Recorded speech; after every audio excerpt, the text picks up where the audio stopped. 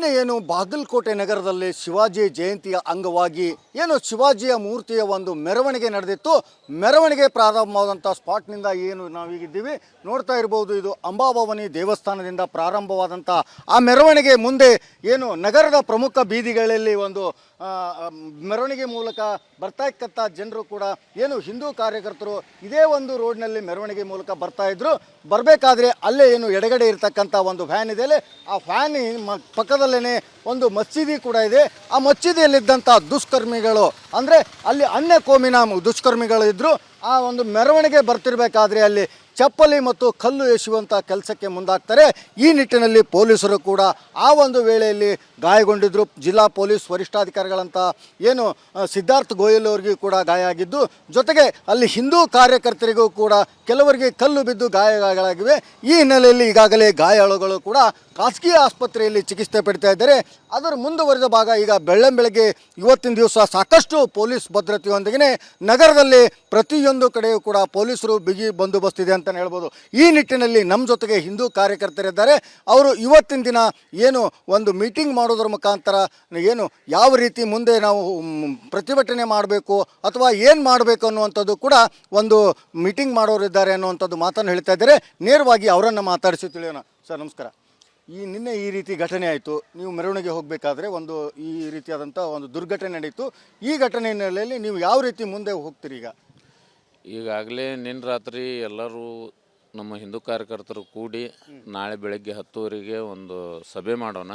ಸಭೆ ಮಾಡಿ ಆ SP ಅವರಿಗೆ ಹೋಗಿ ಅವರ ಯೋಗಕ್ಷೇಮ ಕೇಳಿ ಮತ್ತು ಮುಂದೆ ಆ ಕಿಡಿಗೇಳನ್ನ ಬಂಧಿಸ್ಬೇಕಂತಂದು ಅವ್ರಿಗೆ ಅಲ್ಲಿ ಮನವಿ ಮಾಡಿ ಅಷ್ಟು ಮಾತಾಡಿ ಬರೋಣ ಅಂತ ಹೇಳಿದ್ದಾರೆ. ಅದೇ ರೀತಿಯಾಗಿ ಇಲ್ಲಿ ಒಬ್ಬರು ಕೂಡ ಹಿಂದೂ ಕಾರ್ಯಕರ್ತರು, ಜೊತೆಗೆ ಈ ಒಂದು ಏರಿಯಾದ ಒಬ್ಬ ನಗರ ಸಭೆಯ ಸದಸ್ಯರು ಕೂಡ ನಮ್ಮ ಜೊತೆಗಿದ್ದಾರೆ. ಅವರೂ ಕೂಡ ಪ್ರತ್ಯಕ್ಷದರ್ಶಿಗಳು. ಆ ಮೆರವಣಿಗೆಯಲ್ಲಿದ್ದವರು ಇವತ್ತಿನ ದಿವಸ ಯಾವ ರೀತಿಯಾದಂಥ ಒಂದು ಏನು ಹಿಂದೂ ಪರ ಸಂಘಟನೆಯಿಂದ ಮಾತುಕತೆ ಮಾಡ್ತಾರೆ ಅನ್ನೋದನ್ನು ನೇರವಾಗಿ ಅವ್ರನ್ನ ಕೇಳೋದು. ಸರ್, ಈಗ ನಿನ್ನೆ ಆ ಒಂದು ಘಟನೆ ಸಂಭವಿಸಿದ ತಕ್ಷಣ ನೀವು ಸಾಕಷ್ಟು ಒಂದು ವಿಚಲಿತರಾಗಿದ್ದೀರಿ. ಆ ಟೈಮಲ್ಲಿ ಕೆಲವೊಬ್ಬರಿಗೆ ಗಾಯಗಳಾಗಿತ್ತು, ಅವರನ್ನು ಆಸ್ಪತ್ರೆಗೆ ಸೇರಿಸುವಂಥದ್ದಾಯಿತು, ಬೇರೆ ಬೇರೆ ಎಲ್ಲ ಕೆಲಸ ಮುಗೀತು. ಇವತ್ತಿನ ದಿವಸ ನಿಮ್ಮ ಒಂದು ಏನು ಕ್ರಮ, ಏನು ಮಾಡೋರಿದ್ದೀರಿ, ಏನು ಪ್ಲ್ಯಾನಿಂಗ್ ಇದೆ ನಿಮ್ಮ ಹತ್ರ? ಸರ್, ನಾವೇನು ಮಾಡೋದು ಮಾಡಬೇಕಾಗಿರೋದು ಡಿಪಾರ್ಟ್ಮೆಂಟ್ ಅವ್ರ ಹತ್ರ. ಈಗ ವಿಡಿಯೋಗಳಿದ್ದಾವೆ, ಎಲ್ಲಿಂದ ಕಲ್ಲು ಬಂತು, ಎಲ್ಲಿಂದ ಚಪ್ಪಲ್ ಬಂತು, ಯಾರು ಎಸೆದ್ರು, ಎಂತಾದ್ರು, ಏನಾಯ್ತು ಅನ್ನೋದು ಅವ್ರ ಹತ್ರ ಡಿಟೇಲಾಗಿ ಎಲ್ಲ ಗುರ್ತಿದೆ. ವಿಡಿಯೋ ವೈರಲ್ಲೂ ಆಗಿದೆ. ಅಷ್ಟೇ ಅದೇ ವಿಡಿಯೋ ಇಟ್ಕೊಂಡ್ಬಿಟ್ಟು ಯಾರು ತಪ್ಪು ಮಾಡಿದಾರೆ ಅವ್ರನ್ನ ಬಂಧಿಸಿಬಿಟ್ರೆ ಮುಗಿದೋಗುತ್ತೆ. ಬಂದ್ಸೋಕ್ಕೆ ತಯಾರಿಲ್ಲ. ಇನ್ನೂ 14-15 ತಾಸು ಆದರೂ ಇನ್ನೂ ಬಂದ್ಸೋಕ್ಕಾಗಿಲ್ಲ. ಅದೇ ನಮ್ಮವ್ರು ಯಾರಾದರೂ ಏನು ಮಾಡಿದ್ರೆ ಮನೆ ಹೊಕ್ಕು ತೊಗೊಂಡು ಹೋಗ್ತಾರೆ. ಯಾಕೆ ಈಗ ಆರೋಪಿಗಳನ್ನು ಆದಷ್ಟು ಬೇಗನೆ ಬಂಧಿಸ್ಬೇಕಂತ ನಿಮ್ಮ ಒತ್ತಾಯ ಐತಿ. ನಮ್ಮ ನಿನ್ನೆಯಿಂದನೇ ಅದೇ ಒತ್ತಾಯ. ನಾವು ಯಾರು ತಪ್ಪು ಮಾಡಿದಾರೆ ಅವ್ರು ಬಂಧಿಸ್ರೆ ಅವ್ರು ಶಿಕ್ಷೆ ಮಾಡ್ರಿ ಅಂತ ನಮ್ದು ಒತ್ತಾಯ. ನಾವು ಪ್ರತಿರೋಧವಾಗಿ ಕೊಟ್ಟಿಲ್ಲ. ಇನ್ನೂ ಪ್ರತಿರೋಧ ಕೊಟ್ಟರೆ ಇನ್ನೂ ಡಬಲ್ ಆಗ್ತಾಯಿತ್ತು ಅಂತ ಯಾವುದೂ ಏನೂ ಆ ಥರ ಮಾಡಿಲ್ಲ. ಇವಾಗ ಅದು ಮಾಡುವವರೆಗೂ ನಾವು ಅವ್ರನ್ನ ನಾವು ಬಿಡೋದಿಲ್ಲ. ಕೇಳೋರು ನಾವು ನ್ಯಾಯ ಕೇಳೋರು. ಮತ್ತು ಇವತ್ತು ನಮ್ಮದು 10ವರೆಗೆ ಈ ಸಮಾಜ ಮುಖಂಡರು ಮತ್ತು ಹಿರಿಯರು ಎಲ್ಲರೂ ಸೇರಿ ಒಂದು ಬೈಠಕ್ ಮಾಡೋದಿದೆ. ಇವ ನೋಡಿ 144 ಇಡೋ ಅವಶ್ಯಕತೆ ಏನಿತ್ತು? ಎದಕ್ಕಿಟ್ರು 144? ನಾವೆಲ್ಲ ಸೇರಬಾರ್ದು, ಏನು ತೀರ್ಮಾನ ಮಾಡಬಾರ್ದು, ಏನು ಆ್ಯಕ್ಷನ್ ಮಾಡಬಾರ್ದು ಅಂತ. ಆ್ಯಕ್ಷನ್ ಮಾಡೋದ್ರೆ ನಿನ್ನೆನೇ ಮಾಡ್ತಾ ಇದ್ದಿಲ್ಲ. ನಿನ್ನೆ ಅಂಥ ಒಂದು ಘಟನೆ ಆಯಿತು, ಅಲ್ಲಿ ಕಲ್ಲುಗಳು ಬಂತು, ಚಪ್ಪಲಿಗಳು ಬಂದು ನಿಮ್ಮ ಮೆರವಣಿಗೆ ಮೇಲೆ ಬಂದಾಗ ಆ ಪೊಲೀಸ್ ಚಾರ್ಜ್ ಮಾಡಿ ಅಲ್ಲಿ ಲಾಠಿ ಚಾರ್ಜ್ ಮಾಡ್ಬೋದಿತ್ತು. ಅವಾಗೆಲ್ಲ ಅನುಕೂಲ ಆಗ್ತಿತ್ತು. ಯಾಕೆ ಅದನ್ನು ಮಾಡಲಿಲ್ಲ ಅಂತೀರಿ? ಅವ್ರು ನಮ್ಮ ಮೇಲೆ ಲಾಠಿ ಚಾರ್ಜ್ ಮಾಡ್ತಾರೆ, ಅವ್ರ ಮೇಲೆ ಮಾಡೋದಿಲ್ಲ. ಯಾಕೆ ಆ ಒಂದು ಅನ್ಯ ಕೋಮಿನವ್ರ ಮೇಲೆ ಮಾಡೋದಿಲ್ಲ ಅಂತೀರಿ? ಸರ್ಕಾರದ ಬೆಂಬಲ ಇದೆ ಅವರಿಗೆ. ಅವ್ರನ್ನ ಏನೂ ಮಾಡೋಗಿಲ್ಲ. ನೋಡಿ, ಇವಾಗಲೇ ಬರೀ ನಮ್ಮ ಲಾಸ್ಟ್ ಟೈಮ್ ಒಂದು ಯಾವುದೋ ಗಣಪತಿ ಹಬ್ಬದಲ್ಲಿ ಗುಲಾಲ್ ಎಷ್ಟೋ ಟೈಮಲ್ಲಿ ಸ್ವಲ್ಪ ಗುಲಾಲು ಮಸೂತಿ ತಗಲಿದಾಗ ಅವನೊಬ್ಬ ಇದು ಏನು BSF ಒಬ್ಬ ಸೈನಿಕ, ಆ ಸೈನಿಕನ ಎಲ್ಲಿ ನಮ್ಮದು ಮಂಡಲ ಇದೆಯಲ್ಲ, ಗಣಪತಿ ಮಂಡಲ, ಆ ಮಂಡಲದಲ್ಲೇ ಬಂದು 100 ಜನರ ಮಧ್ಯೆ ಅವನು ಅರೆಸ್ಟ್ ಮಾಡ್ಕೊಂಡು ತೊಗೊಂಡು ಹೋದರು. ಕೇವಲ ಒಂದಿಷ್ಟು ಗುಲಾಲ್ ಹಚ್ಚಿದ್ದಕ್ಕೆ. ಇಲ್ಲಿ ಚಪ್ಪಲಿ ಹೋಗಿತಾರೆ, ಕಲ್ಲು ಹೋಗಿತಾರೆ. ಇವ್ರು ಯಾಕೆ ಅರೆಸ್ಟ್ ಮಾಡೋದಿಲ್ಲ? ಇವ್ರನ್ನ ಯಾಕೆ ಅರೆಸ್ಟ್ ಮಾಡೋದಿಲ್ಲ? ಅಲ್ಲ, ಈ ಕಾಂಗ್ರೆಸ್ ಗೌರ್ಮೆಂಟ್ ಬಂದ್ಬಿಡ್ಲೆ ಅನ್ಯ ಕೋಮಿನವರು ಏನು ಮಾಡಿದ್ರು ಬಂದ್ಸಂಗಿಲ್ಲ ಅನ್ನುವಂಥದ್ದು ನಿಮ್ಮ ವಾದ. ಸಾಕಷ್ಟು ಉದಾಹರಣೆಗಳಿದ್ದಾವೆ. ಈಗ ಈ ಸರ್ಕಾರ ಬಂದ ಮೇಲೆ ಏನೇನು ನಡೀತಾ ಇದೆ ಅಂತ ಸಾಕಷ್ಟು ಉದಾಹರಣೆಗಳು. DJ ಹಳ್ಳಿ ಇರ್ಬೋದು, KG ಹಳ್ಳಿ ಇರ್ಬೋದು, ಹುಬ್ಬಳ್ಳಿ ಘಟನೆ ಇರ್ಬೋದು, ಈ ಸದ್ಯಕ್ಕೆ ಇದು ಬಾಗಲಕೋಟೆ ಘಟನೆ. ಈಗ ಯಾವ ರೀತಿ ಹೋರಾಟಕ್ಕೆ ಮುಂದಾಗ್ತೀರಿ? ಅವ್ರು ಬಂಧಿಸುವಂಥ ಯಾರ ಮೇಲೆ ಒತ್ತಾಯನ ಹೇರ್ತೀರಿ? ಯಾವಾಗ ಈ ಕೆಲಸ ಮಾಡ್ತೀರಿ? ಜಿಲ್ಲಾಡಳಿತದ ಮೇಲೆ ಒತ್ತಾಯ ಹೇರ್ತೀವಿ ನಾವು. ಈಗ ನಮ್ಮ ಎಲ್ಲ ಹಿಂದೂ ಕಾರ್ಯಕರ್ತರು ಹಿಂದೂ ಜನರು ಇವರೆಲ್ಲ ಸೇರ್ತಾರೆ. ಸೇರಿಬಿಟ್ಟು ಅದರಲ್ಲಿ ಏನು ತೀರ್ಮಾನ ಆಗುತ್ತೆ ಆ ತೀರ್ಮಾನ ಪ್ರಕಾರ ನಾವು ಮುಂದೆ ಇರ್ತೀವಿ. ನಿನ್ನೆ ಆದಂಥ ಘಟನೆಯನ್ನು ಖಂಡಿಸುವುದರ ಮುಖಾಂತರ ಇವತ್ತಿನ ದಿವಸ ಏನಾದರೂ ಆರೋಪಿಗಳನ್ನು ಬಂಧಿಸದೇ ಇದ್ದರೆ ಅವ್ರ ಮೇಲೆ ನಾವು SP ಅವ್ರ ಮೇಲೆ ಒತ್ತಾಯವನ್ನು ಮಾಡ್ತೀವಿ. ಅಲ್ಲಿವರೆಗೂ ಕೂಡ ಒಂದು ವೇಳೆ ಬಂಧಿಸ್ತಿದ್ರೆ ಉಗ್ರವಾದ ಹೋರಾಟ ಮಾಡುವಂಥ ಕೂಡ ಪ್ಲ್ಯಾನ್ ಮಾಡಿದ್ದೀವಿ. ಅದೇ ರೀತಿಯಾಗಿ ಈಗ ಮೀಟಿಂಗ್ ಕೂಡ ಸೇರಿ ಒಂದು ನಿರ್ಧಾರ ಮಾಡ್ತೀವಿ ಅನ್ನುವಂಥ ಮಾತನ್ನು ಇಲ್ಲಿದ್ದಂಥ ಹಿಂದೂ ಪರ ಕಾರ್ಯಕರ್ತರು ಹೇಳಿದಂಥ ಮಾತಾಗಿದೆ.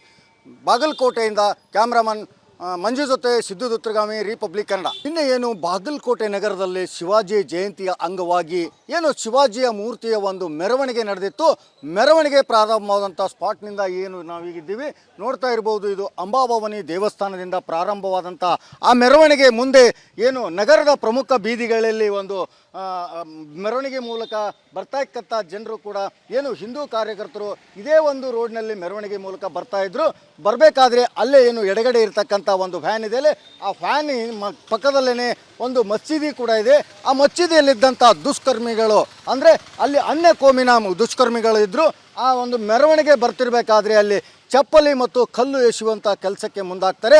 ಈ ನಿಟ್ಟಿನಲ್ಲಿ ಪೊಲೀಸರು ಕೂಡ ಆ ಒಂದು ವೇಳೆಯಲ್ಲಿ ಗಾಯಗೊಂಡಿದ್ದರು. ಜಿಲ್ಲಾ ಪೊಲೀಸ್ ವರಿಷ್ಠಾಧಿಕಾರಿಗಳಂತ ಏನು ಸಿದ್ಧಾರ್ಥ್ ಗೋಯಲ್ ಅವರಿಗೂ ಕೂಡ ಗಾಯ ಆಗಿದ್ದು, ಜೊತೆಗೆ ಅಲ್ಲಿ ಹಿಂದೂ ಕಾರ್ಯಕರ್ತರಿಗೂ ಕೂಡ ಕೆಲವರಿಗೆ ಕಲ್ಲು ಬಿದ್ದು ಗಾಯಗಳಾಗಿವೆ.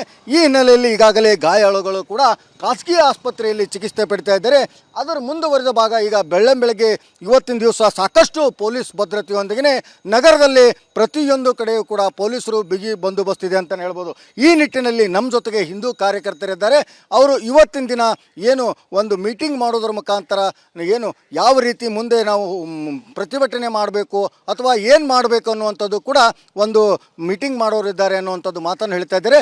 ನೇರವಾಗಿ ಅವರನ್ನು ಮಾತಾಡಿಸಿ ತಿಳಿಯೋಣ. ಸರ್ ನಮಸ್ಕಾರ. ನಿನ್ನೆ ಈ ರೀತಿ ಘಟನೆ ಆಯಿತು, ನೀವು ಮೆರವಣಿಗೆ ಹೋಗಬೇಕಾದ್ರೆ ಒಂದು ಈ ರೀತಿಯಾದಂಥ ಒಂದು ದುರ್ಘಟನೆ ನಡೀತು. ಈ ಘಟನೆ ಹಿನ್ನೆಲೆಯಲ್ಲಿ ನೀವು ಯಾವ ರೀತಿ ಮುಂದೆ ಹೋಗ್ತೀರಿ? ಈಗಾಗಲೇ ನಿನ್ನೆ ರಾತ್ರಿ ಎಲ್ಲರೂ ನಮ್ಮ ಹಿಂದೂ ಕಾರ್ಯಕರ್ತರು ಕೂಡಿ ನಾಳೆ ಬೆಳಗ್ಗೆ 10 ಒಂದು ಸಭೆ ಮಾಡೋಣ. ಸಭೆ ಮಾಡಿ ಆ SP ಅವ್ರಿಗೆ ಹೋಗಿ ಅವರ ಯೋಗಕ್ಷೇಮ ಕೇಳಿ ಮತ್ತು ಮುಂದೆ ಆ ಕಿಡಿಗೇಳನ್ನ ಬಂಧಿಸ್ಬೇಕಂತಂದು ಅವ್ರಿಗೆ ಅಲ್ಲಿ ಮನವಿ ಮಾಡಿ ಅಷ್ಟು ಮಾತಾಡಿ ಬರೋಣ ಅಂತ ಹೇಳಿದ್ದಾರೆ. ಅದೇ ರೀತಿಯಾಗಿ ಇಲ್ಲಿ ಒಬ್ಬರು ಕೂಡ ಹಿಂದೂ ಕಾರ್ಯಕರ್ತರು, ಜೊತೆಗೆ ಈ ಒಂದು ಏರಿಯಾದ ಒಬ್ಬ ನಗರ ಸಭೆಯ ಸದಸ್ಯರು ಕೂಡ ನಮ್ಮ ಜೊತೆಗಿದ್ದಾರೆ. ಅವರೂ ಕೂಡ ಪ್ರತ್ಯಕ್ಷದರ್ಶಿಗಳು. ಆ ಮೆರವಣಿಗೆಯಲ್ಲಿದ್ದವರು ಇವತ್ತಿನ ದಿವಸ ಯಾವ ರೀತಿಯಾದಂಥ ಒಂದು ಏನು ಹಿಂದೂ ಪರ ಸಂಘಟನೆಯಿಂದ ಮಾತುಕತೆ ಮಾಡ್ತಾರೆ ಅನ್ನೋದನ್ನು ನೇರವಾಗಿ ಅವರನ್ನು ಕೇಳೋದು. ಸರ್, ಈಗ ನಿನ್ನೆ ಆ ಒಂದು ಘಟನೆ ಸಂಭವಿಸಿದ ತಕ್ಷಣ ನೀವು ಸಾಕಷ್ಟು ಒಂದು ವಿಚಲಿತರಾಗಿದ್ದೀರಿ. ಆ ಟೈಮಲ್ಲಿ ಕೆಲವೊಬ್ಬರಿಗೆ ಗಾಯಗಳಾಗಿತ್ತು, ಅವರನ್ನು ಆಸ್ಪತ್ರೆಗೆ ಸೇರಿಸುವಂಥದ್ದಾಯಿತು, ಬೇರೆ ಬೇರೆ ಎಲ್ಲ ಕೆಲಸ ಮುಗೀತು. ಇವತ್ತಿನ ದಿವಸ ನಿಮ್ಮ ಒಂದು ಏನು ಕ್ರಮ, ಏನು ಮಾಡೋರಿದ್ದೀರಿ, ಏನು ಪ್ಲ್ಯಾನಿಂಗ್ ಇದೆ ನಿಮ್ಮ? ಸರ್, ನಾವೇನು ಮಾಡೋದು ಮಾಡಬೇಕಾಗಿರೋದು ಡಿಪಾರ್ಟ್ಮೆಂಟ್ ಅವ್ರ ಹತ್ರ. ಈಗ ವಿಡಿಯೋಗಳಿದ್ದಾವೆ, ಎಲ್ಲಿಂದ ಕಲ್ಲು ಬಂತು, ಎಲ್ಲಿಂದ ಚಪ್ಪಲ್ ಬಂತು, ಯಾರು ಎಸೆದ್ರು, ಎಂತಾದ್ರು, ಏನಾಯ್ತು ಅನ್ನೋದು ಅವ್ರ ಹತ್ರ ಡಿಟೇಲಾಗಿ ಎಲ್ಲ ಗುರ್ತಿದೆ. ವಿಡಿಯೋ ವೈರಲ್ಲೂ ಆಗಿದೆ. ಅಷ್ಟೇ ಅದೇ ವಿಡಿಯೋ ಇಟ್ಕೊಂಡ್ಬಿಟ್ಟು ಯಾರು ತಪ್ಪು ಮಾಡಿದಾರೆ ಅವ್ರನ್ನ ಬಂಧಿಸಿಬಿಟ್ರೆ ಮುಗಿದೋಗುತ್ತೆ. ಬಂದ್ಸೋಕ್ಕೆ ತಯಾರಿಲ್ಲ. ಇನ್ನೂ 14-15 ತಾಸು ಆದರೂ ಇನ್ನೂ ಬಂದ್ಸೋಕ್ಕಾಗಿಲ್ಲ. ಅದೇ ನಮ್ಮವ್ರು ಯಾರಾದರೂ ಏನು ಮಾಡಿದ್ರೆ ಮನೆ ಹೊಕ್ಕು ತೊಗೊಂಡು ಹೋಗ್ತಾರೆ. ಯಾಕೆ ಈಗ ಆರೋಪಿಗಳನ್ನು ಆದಷ್ಟು ಬೇಗನೆ ಬಂಧಿಸ್ಬೇಕಂತ ನಿಮ್ಮ ಒತ್ತಾಯ ಐತಿ.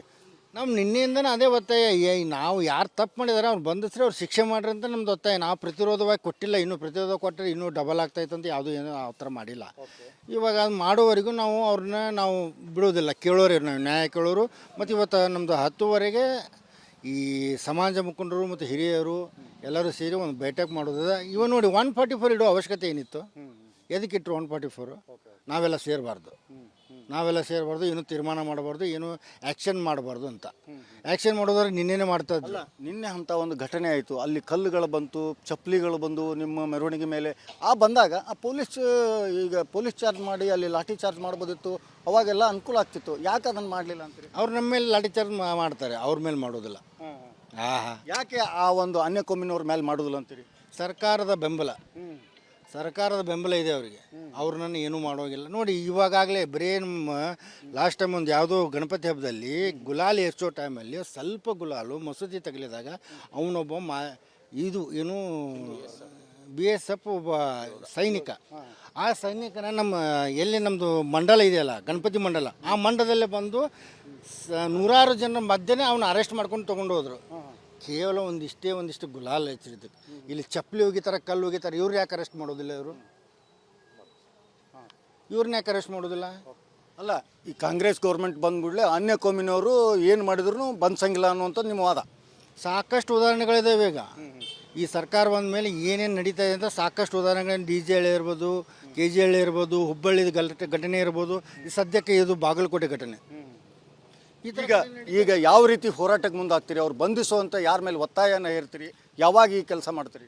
ಜಿಲ್ಲಾಡಳಿತದ ಮೇಲೆ ಒತ್ತಾಯ ಹೇರ್ತೀವಿ ನಾವು. ಈಗ ನಮ್ಮ ಎಲ್ಲ ಹಿಂದೂ ಕಾರ್ಯಕರ್ತರು, ಹಿಂದೂ ಜನರು ಇವರೆಲ್ಲ ಸೇರ್ತಾರೆ. ಸೇರಿಬಿಟ್ಟು ಅದರಲ್ಲಿ ಏನು ತೀರ್ಮಾನ ಆಗುತ್ತೆ ಆ ತೀರ್ಮಾನ ಪ್ರಕಾರ ಮುಂದೆ ಇರ್ತೀವಿ. ನಿನ್ನೆ ಆದಂಥ ಘಟನೆಯನ್ನು ಖಂಡಿಸುವುದರ ಮುಖಾಂತರ ಇವತ್ತಿನ ದಿವಸ ಏನಾದರೂ ಆರೋಪಿಗಳನ್ನು ಬಂಧಿಸದೇ ಇದ್ದರೆ ಅವ್ರ ಮೇಲೆ ನಾವು ಎಸ್ ಪಿ ಅವ್ರ ಮೇಲೆ ಒತ್ತಾಯವನ್ನು ಮಾಡ್ತೀವಿ. ಅಲ್ಲಿವರೆಗೂ ಕೂಡ ಒಂದು ವೇಳೆ ಬಂಧಿಸ್ತಿದ್ರೆ ಉಗ್ರವಾದ ಹೋರಾಟ ಮಾಡುವಂಥ ಕೂಡ ಪ್ಲ್ಯಾನ್ ಮಾಡಿದ್ದೀವಿ. ಅದೇ ರೀತಿಯಾಗಿ ಈಗ ಮೀಟಿಂಗ್ ಕೂಡ ಸೇರಿ ಒಂದು ನಿರ್ಧಾರ ಮಾಡ್ತೀವಿ ಅನ್ನುವಂಥ ಮಾತನ್ನು ಇಲ್ಲಿದ್ದಂಥ ಹಿಂದೂ ಪರ ಕಾರ್ಯಕರ್ತರು ಹೇಳಿದಂಥ ಮಾತಾಗಿದೆ. ಬಾಗಲಕೋಟೆಯಿಂದ ಕ್ಯಾಮ್ರಾಮನ್ ಮಂಜು ಜೊತೆ ಸಿದ್ದು ದುತ್ರಗಾಮಿ, ರಿಪಬ್ಲಿಕ್ ಕನ್ನಡ.